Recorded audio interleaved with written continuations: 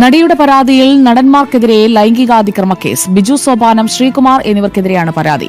ഇൻഫോപാർക്ക് സ്റ്റേഷനിൽ ലഭിച്ച പരാതി SITക്ക് കൈമാറി. സീരിയൽ ഷൂട്ടിംഗിനിടെ ലൈംഗികാതിക്രമം നടത്തിയെന്നാണ് ആരോപണം. സൈഫുനിസ അലിയാർ നൽകും കൂടുതൽ വിവരങ്ങൾ. സൈഫുനിസ, എന്താണ് കേസ്? സുജയ, കൊച്ചിയിൽ സീരിയൽ ഷൂട്ടിങ്ങിനിടെ കൊച്ചി കാക്കനാട് നടന്ന സീരിയൽ ഷൂട്ടിങ്ങിനിടെ ലൈംഗിക അതിക്രമം നടത്തിയെന്ന പ്രമുഖ നടിയുടെ പരാതിയിലാണ് ഇപ്പോൾ 2 നടന്മാർക്കെതിരെ കേസെടുത്തിരിക്കുന്നത്. ഇത് ആദ്യം ഇൻഫോ പാർക്ക് സ്റ്റേഷനിലാണ് കേസ് നൽകിയത്. പിന്നീട് ഈ കേസ് പ്രത്യേക അന്വേഷണ സംഘത്തിന്, അതായത് ഹേമ കമ്മിറ്റി റിപ്പോർട്ടിലടക്കം കേസുകൾ അന്വേഷിക്കുന്ന പ്രത്യേക അന്വേഷണ സംഘത്തിന് ഈ കേസ് കൈമാറുകയായിരുന്നു. DG പൂങ്കുഴലിയാണ് ഈ കേസ് ഇപ്പോൾ അന്വേഷിക്കുന്നത്. തൃക്കാക്കര പോലീസ് സ്റ്റേഷൻ പരിധിയിലായതുകൊണ്ട് തന്നെ തൃക്കാക്കര പോലീസ് സംഘമാണ് കേസ് അന്വേഷണത്തിലും ഒപ്പമുള്ളത്. IPC 354 പ്രകാരമാണ് കേസെടുത്തത്. പിന്നീട് ഇത് DNSലേക്ക് മാറ്റി. DNS ഭാരതീയ ന്യായ സംഹിത പ്രാബല്യത്തിൽ വരുന്നതിന് മുൻപ് നടന്ന സംഭവമായതുകൊണ്ട് തന്നെ IPC പ്രകാരമാണ് കേസെടുത്തത്. പക്ഷേ ഇപ്പോൾ DNSലേക്ക് ഈ കേസ് മാറ്റിയിട്ടുണ്ട് എന്നുള്ള വിവരം. അങ്ങനെ നമ്മുടെ ബിജു സോപാനത്തിനെതിരെയും ശ്രീകുമാറിനെതിരെയും സെക്ഷൽ ഹാരാസ്മെന്റിന് ഇൻഫോപാർക്ക് പോലീസ് കേസ് എടുത്തിരിക്കുകയാണ്. ബിജു സോപാനം അല്ലെങ്കിൽ ശ്രീകുമാർ എന്നൊക്കെ പറഞ്ഞാൽ ചിലപ്പോൾ പലർക്കും മനസ്സിലാകണമെന്നില്ല. നമ്മുടെ ഉപ്പുമുളകിലെ ബാലുചേട്ടൻ അല്ലെങ്കിൽ ചക്കപ്പഴത്തിലെ ഉത്തമൻ എന്നൊക്കെ പറഞ്ഞാൽ അറിയാത്ത മലയാളികൾ ഉണ്ടാവില്ല.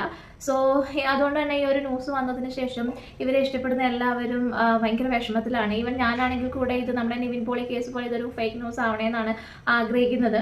നമ്മുടെ ഹേമ കമ്മിറ്റി റിപ്പോർട്ട് വന്നതിന് ശേഷം നമ്മൾ ഒരുപാട് ഫേക്ക് ആയിട്ടുള്ള കേസുകൾ, ഇത്തരം സെക്ഷൽ ഹരാസ്മെന്റ് കേസുകൾ നമ്മൾ കണ്ടിട്ടുണ്ടായിരുന്നല്ലോ. അപ്പൊ ഹേമ കമ്മിറ്റി വന്നു കഴിഞ്ഞാൽ പിന്നെ ആനയാണ് ചക്കയാണ് മലയാളം ഇൻഡസ്ട്രി തന്നെ ഉണ്ടാവില്ല എന്നുള്ള രീതിയിലൊക്കെയാണ് പറഞ്ഞിരുന്നതെങ്കിലും അവസാനം പവനായി ശവമായി എന്നുള്ള രീതിയിലാണല്ലോ ആയിട്ടുണ്ടായിരുന്നത്.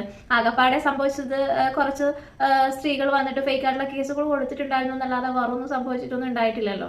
എന്തായാലും ഈ ഒരു കേസ് റിയൽ ആണോ ഫേക്ക് ആണോ എന്നൊന്നും നമുക്കിപ്പോ പറയാൻ പറ്റത്തില്ല.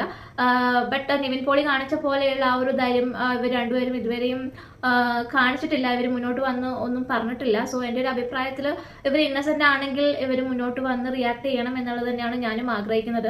അപ്പൊ ന്യൂസിലൊക്കെ ഒരു പ്രമുഖ നടി എന്നാണ് മെൻഷൻ ചെയ്തിരിക്കുന്നത്. നമുക്കറിയാം നമ്മുടെ ലോ അനുസരിച്ചിട്ട് ഇരയുടെ പേര് വെളിപ്പെടുത്താൻ പറ്റത്തില്ല. സോ എൻ്റെ ഒരു അഭിപ്രായത്തിൽ ഇരയുടെ പേര് മാത്രമല്ല കുറ്റം ആരോപിക്കപ്പെട്ട വ്യക്തിയുടെ പേരും വെളിപ്പെടുത്താൻ പാടില്ല എന്ന് തന്നെയാണ്. ആരെങ്കിലും എന്തെങ്കിലും വന്ന് പറഞ്ഞു എന്ന് കരുതിയിട്ട് കുറ്റം ആരോപിക്കപ്പെട്ട വ്യക്തിയുടെ പേര്, വീടും നാടും നക്ഷത്രം വരെ ഈ ചാനലുകാർ പബ്ലിഷ് ചെയ്യുന്നുണ്ട്. സോ ഇവർക്ക് ഈ ഒരു ന്യൂസിന്റെ ജെനുവിനിറ്റി എന്താണെന്ന് പോലും അന്വേഷിക്കാതെ ഇതിന്റെ സത്യാവസ്ഥ എന്താണെന്ന് നോക്കാതെ അവർ അവരുടെ ഫുൾ ഡീറ്റെയിൽസ് പബ്ലിഷ് ചെയ്യാണ്.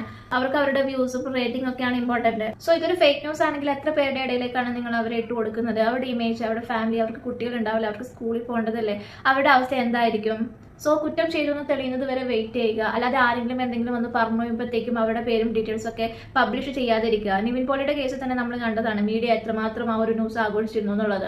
സോ ആ ഒരു സമയത്ത് നിവിൻ പോളിയുടെ ഭാഗത്ത് 100% സത്യമുള്ളത് കൊണ്ട് തന്നെ അദ്ദേഹം പെട്ടെന്ന് തന്നെ വന്ന് പ്രസ് മീറ്റ് വിളിച്ച് അദ്ദേഹത്തിന്റെ കാര്യം ക്ലിയർ ചെയ്തു. അന്ന് അദ്ദേഹം പറഞ്ഞതാണ് ഈ ഒരു കേസിന്റെ വിധി വരുന്ന സമയത്തും നിങ്ങൾ അദ്ദേഹത്തിന്റെ കൂടെ ഉണ്ടാവണം എന്നുള്ളത്. പക്ഷെ ആ ഒരു കേസിന്റെ വിധി വന്ന് അദ്ദേഹം ഇന്നസെന്റ് ആണെന്ന് പറഞ്ഞപ്പോഴത്തേനും വെറും 5 മിനിറ്റിൽ കൊടുത്ത ഒരു ന്യൂസ് മാത്രമായി മാറിയിരുന്നു അത്. അവർ പിന്നെ ആ 5 മിനിറ്റിൽ പറഞ്ഞ് അതങ്ങ് ക്ലോസ് ചെയ്ത് അങ്ങ് പോയി. കുറ്റക്കാരനാണെന്ന് പറഞ്ഞപ്പോൾ ഭയങ്കരമായിട്ട് ആഘോഷിക്കും. കുറ്റം ചെയ്തില്ല എന്ന് പറഞ്ഞപ്പോഴത്തേക്കും 5 മിനിറ്റിൽ ഒതുക്കിയാണ് നിങ്ങൾ ചെയ്തിട്ടുണ്ടായിരുന്നത്. സോ അതുകൊണ്ട് തന്നെ നിങ്ങൾ മീഡിയക്കാരോട് എനിക്ക് പറയാനുള്ളത്, നിങ്ങൾ എന്തെങ്കിലും ഒരു കാര്യം റിപ്പോർട്ട് ചെയ്യുന്നതിന് മുന്നേ എന്തെങ്കിലും ജെനുവിനിറ്റി ഉണ്ടോ എന്നുള്ളത് നിങ്ങൾ ചെക്ക് ചെയ്തതിന് ശേഷം മാത്രം റിപ്പോർട്ട് ചെയ്യുക. അല്ലാതെ ആരെങ്കിലും എന്തെങ്കിലും വന്ന് പറയുമ്പോഴത്തേനും ആ കാര്യങ്ങൾ റിപ്പോർട്ട് ചെയ്യാതിരിക്കുക. കുറ്റം ചെയ്തിട്ടുണ്ടെന്ന് വിധി വരട്ടെ, എന്നിട്ട് മതി നിങ്ങളുടെ മാധ്യമ വിചാരണ. ഈ ഒരു കേസ് വന്നത് മുതൽ ആ ഒരു പ്രമുഖ നടി ആരാണെന്ന് അറിയാൻ വേണ്ടി സോഷ്യൽ മീഡിയ അന്വേഷണം നടന്നുകൊണ്ടിരിക്കുകയായിരുന്നു. സോ പല പേരുകളാണ് നമ്മൾ കമന്റ് സെക്ഷനിൽ കണ്ടിട്ടുണ്ടായിരുന്നത്. അതിൽ കൂടുതൽ നമ്മൾ കണ്ടിട്ടുള്ള പേരായിരുന്നു ഗൗരി എന്ന് പറഞ്ഞിട്ടുള്ള ഒരു ആക്ട്രസിന്റെ. സോ ആ ഒരു ആക്ട്രസ് ഇപ്പോൾ അവരുടെ ഭാഗത്ത് നിന്നുള്ള ഒരു എക്സ്പ്ലനേഷൻ ആയിട്ട് വന്നിട്ടുണ്ട്. അപ്പോൾ നമുക്ക് അതൊന്ന് കേട്ട് നോക്കാം. ഹായ്, ഞാൻ ഗൗരി. ഞാൻ എന്താണ് ഇങ്ങനെ ഒരു വീഡിയോ ചെയ്യുന്നതെന്ന് വെച്ച് കഴിഞ്ഞാൽ, ഇന്നലെ ഒരു ന്യൂസ് സ്പ്രെഡ് ആയിട്ടുണ്ടായിരുന്നു. അപ്പോൾ ആ ന്യൂസ് റിലേറ്റ് ചെയ്തിട്ട് എനിക്ക് ഒരുപാട് കോൾസും മെസ്സേജസും ഈവൻ പലയിടത്തും എനിക്കെതിരെ ഹേറ്റ് സ്പ്രെഡ് ആവുന്നുണ്ട്. സോ എനിക്ക് വ്യക്തമായിട്ട് പറയണം, എനിക്കിതുമായിട്ടൊരു യാതൊരു ബന്ധമില്ല. അപ്പോൾ ഞാനിപ്പോൾ പലരും എന്നോട് ചോദിക്കുന്നുണ്ട് എന്താണ് എപ്പിസോഡ്സ് ഇല്ലാത്തത്, എന്താണ് റീസൺ എന്നൊക്കെ ചോദിക്കുന്നുണ്ട്. അതിൻ്റെ റീസൺ വേറെ ഒന്നുമല്ല, ഞാനൊരു ട്രിപ്പ് പോയേക്കുമായിരുന്നു ഷിംല വരെ. ഞാൻ 20th റിട്ടേൺ വന്നതേ ഉള്ളൂ. വന്ന ഉടനെ ഞാൻ റീജോയിൻ ചെയ്യുകയും ചെയ്തു. 24th വരെയുള്ള എപ്പിസോഡ്സിൽ ഞാൻ പാർട്ടുമാണ്. സോ അതുകൊണ്ടാണ് ഞാൻ എപ്പിസോഡ്സിൽ ഇല്ലായിരുന്നത്. ഇനി വരുന്ന ടെലികാസ്റ്റ് ചെയ്യാൻ വരുന്ന എപ്പിസോഡ്സിൽ ഞാൻ ഉറപ്പായിട്ടും ഉണ്ടാവും. ഈവൻ അവർ ടെലികാസ്റ്റ് ചെയ്യുന്നുണ്ടെങ്കിൽ ഞാൻ ഉണ്ടാവും. സോ അതാണ് സംഭവം. പിന്നെ ഈ നടിയെന്ന ഈ ന്യൂസുകളിൽ പറയുന്ന ആൾ ഞാനല്ല എന്ന് ഞാൻ വ്യക്തമായിട്ട് പറയാണ്. അനാവശ്യമായിട്ടുള്ള കോൺട്രവേഴ്സികൾ സ്പ്രെഡ് ചെയ്യാതിരിക്കണം എന്ന് ഞാൻ അഭ്യർത്ഥിക്കുകയാണ്.